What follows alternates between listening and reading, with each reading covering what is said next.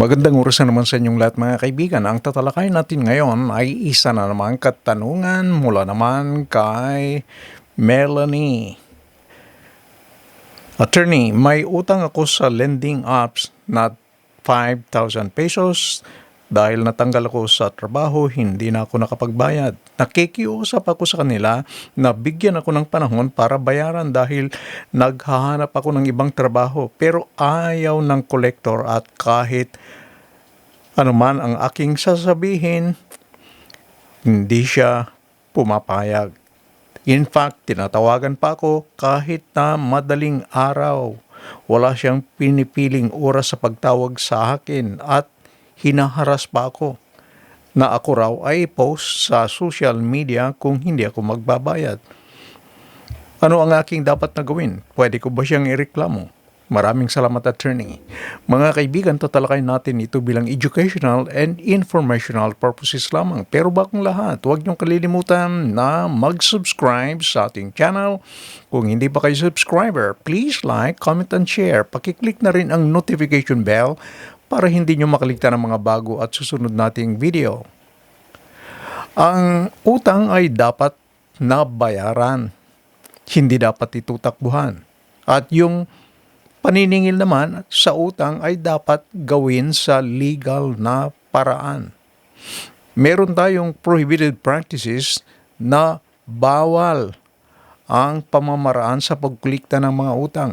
Sa ilalim ng Bangko Sentral Circular Number 454, isa ito yung paggamit o pagbabanta ng karahasan o iba pang kriminal na paraan upang saktan ang may utang o kaya siraan ang reputasyon o ari-arian ng sinumang tao.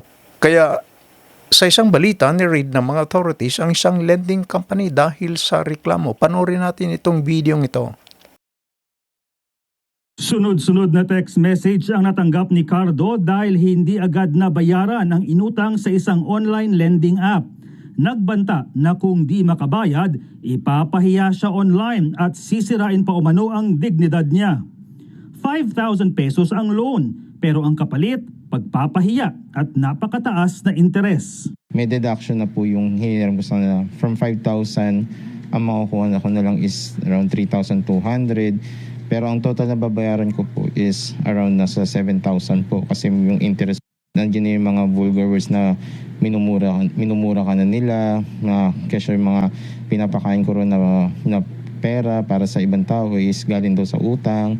Basta yung mga degrading ho talaga na talagang Mga kaibigan, isa pang paraan ng pangungulitan ng utang na pinagbabawal ay ang paggamit ng mga kahalayan, mga insulto, pambabastos na pananalita, nakatumbas ng isang kriminal na gawain o kay pagkakasala sa ilalim ng ating batas. Halimbawa, sasabihin ng kolektor na kapag hindi mo binayaran yung utang sa katapusan, magtago ka na dahil ipapapatay kita o ipapatay ko ang iyong asawa. payaw kayo. Ganito rin ang nangyari kay Mayumi at sa ibang kaibigan na nangutang din ng 5,000 piso. Pero bukod dyan, pinagbantaan pa ang buhay nila at ng kanilang pamilya. Meron pa pong huwag kang lalabas ng bahay, may death threat na din po, sir. Trauma ang pinagdaanan ni Cardo at Mayumi at naapektuhan pati ang kanilang trabaho at buhay. Nag-deactivate po ako ng social media sa takot po. Kasi may mga threats po sila na sinasabi na hahanapin daw po nila ako, pipilitin nila ako magbayad, puntahan daw, pipilitin daw nila ako muna mga gamit ko as a collateral po. Sobra naman po na-depress ako at na-stress ni halos ayaw kong lumabas ng bahay at ako yung natatakot nga kung merong nakaabang sa akin. Ilan lang sila sa maraming nangutang na dahil sa hirap ng buhay, hindi agad nakabayad. Isa ring bawal ay pagbabanta na gumawa ng anumang aksyon na hindi maaring gawin ayon sa batas. Halimbawa, sasabihin ng kolektor na sasabihin ko sa iyong employer na tatanggalin ka sa trabaho dahil hindi ka nagbabayad ng utang. Yan ay isang paraan na pinagbabawal ng ating batas. O kaya sabihin niyang ididimanda ng may utang ng estapa, hindi naman pasok sa estapa. Dahil simpleng collection of sum of money lang ang kaso. Bawal ito. Bawal din ang pakipag-usap sa ibang tao tungkol sa utang. O kaya i-chismis sa ibang tao na may utang ka. pagbabanta na ipalam sa sinumang tao ng impormasyon tungkol sa utang. Kabilang ang kabiguan na ipalam na ang isang utang ay may dispute. Ito'y pinagtatalunan pa. Ganon din, anumang maling representasyon o mapanling lang na paraan upang mangulikta. Sasabihin niyang, may kaso ka na, darating na ang sumod. Pero wala naman palang kaso, wala namang isinampang kaso sa korte. Ganon din, pakikipag-ugnayan o pagtawag sa may utang ng wala pang alas 6 ng umaga, tumatawag na, alas 3 pa lang na madaling araw, tumatawag na, o kaya tumatawag after 10 o'clock ng gabi.